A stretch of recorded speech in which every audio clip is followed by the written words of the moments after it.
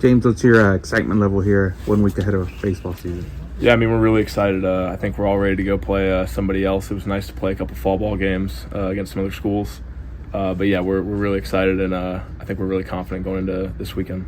What was your reaction to hearing the Roadrunners are predicted to finish 4th?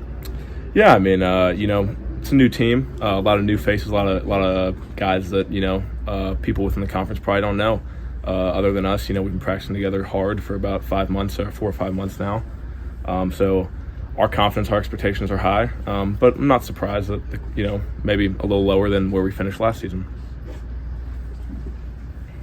James, who are some of the players, the new faces here that we haven't, we're not familiar with everybody's name just yet? I just wrote all the names down, and I knew about half of them. But who are some of the guys that have come in here and kind of jumped out and stood out to you?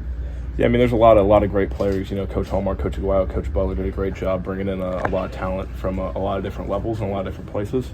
But I think Ty Hodge has certainly been a fantastic player. He's while limited sometimes, he's been making fantastic plays at short. His hitting is exceptional. Andrew Detlefson's hit very well. Kendall Dove, Sam Simmons have pitched pretty well, and these inter squads are tough at bats to face. So I think there's talent all around, and they've done a great job filling in some holes for some guys that decided to leave and go other places. What do you think is going to stand out about the lineup this year? Are there going to be certain areas where you guys still have the things you guys are particularly good at? I think it's just a typical, Coach Aguayo, Coach Hallmark hitting team. I think 1 through 9, we've got really, really good players. Guys who are going to fight with 2 strikes. Guys who are going to put the ball in play, compete. No give in, whether it's Friday night guy at East Carolina, or it's midweek game, maybe later in the game in a blowout. So I think 1 through 9 are really going to compete, and it's going to be a deep lineup this year. How do you look back at last year, being able to step into a new league and finish in second? Yeah, I think we definitely surprised some people. I think we definitely left a mark on some teams that we played. It was really exciting. I would say that our expectations were there. We expected to finish high, and we're looking to do the same thing again this season. The idea that outside of the preseason ranking that you guys feel like you should win the conference and you should play into May and June. Just what does that say about where this thing is right now? That's what when I was recruited here to come here, Coach Hallmark said the same thing to me, and you really start to buy in and you really believe it year in and year out when just the level of competition, the level of play is so high. You can't help but just think it and have it on your mind 24/7. Was the way last season ended, is that any motivation? Oh, 100%. I guess the second that second game ended, and you kind of realized, for me, that's 0-4 in the tournament since I've been here.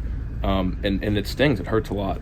You love those guys, you love playing, and to, suddenly just have the season end like that, just so unexpectedly, it hurts a lot. So, when it comes to, taking each pitch in the fall and really making it mean a lot, I would say it definitely left a mark on me and a lot of the guys who played last season. What's the biggest learning experience or lesson that you guys took from that? I know there's a lot of new faces, but still having so much success winning the series against East Carolina then. Yeah, I guess just that none of that matters. It doesn't matter if you come in 8th place in the conference and you make the tournament. You have the same opportunity as someone who's the 1 or the 2 seed to go on and win 5 games and go play in a regional. So I think no matter what you have to come in, you have to execute. I don't think we did some of the small things that maybe we had done well throughout the season, those 2 games. And so really just honing in on that and making sure that we have every I dotted and every T crossed is really important heading into the conference tournament. Going into next week, James, are you happy with the way you're swinging the bat right now? How are you at the plate right now? Yeah, of course. I'm always trying to feel my best. I'm feeling pretty good. It's been good to get back, have some inter squads, have some hitting back on the field again. So early, and I'm feeling good. I'm ready to go next weekend. Where'd you go last summer? Where'd you play last summer? I played in Virginia for a couple weeks. Okay. This past summer, yes sir. Hit the ball pretty well out there. Hit pretty well out there, yes sir. 320 or so. What is the key? Do you think you probably get a lot of advice being a taller guy there at the plate and how to keep your swing consistent. What have you learned about just the art of hitting and at this point in your career?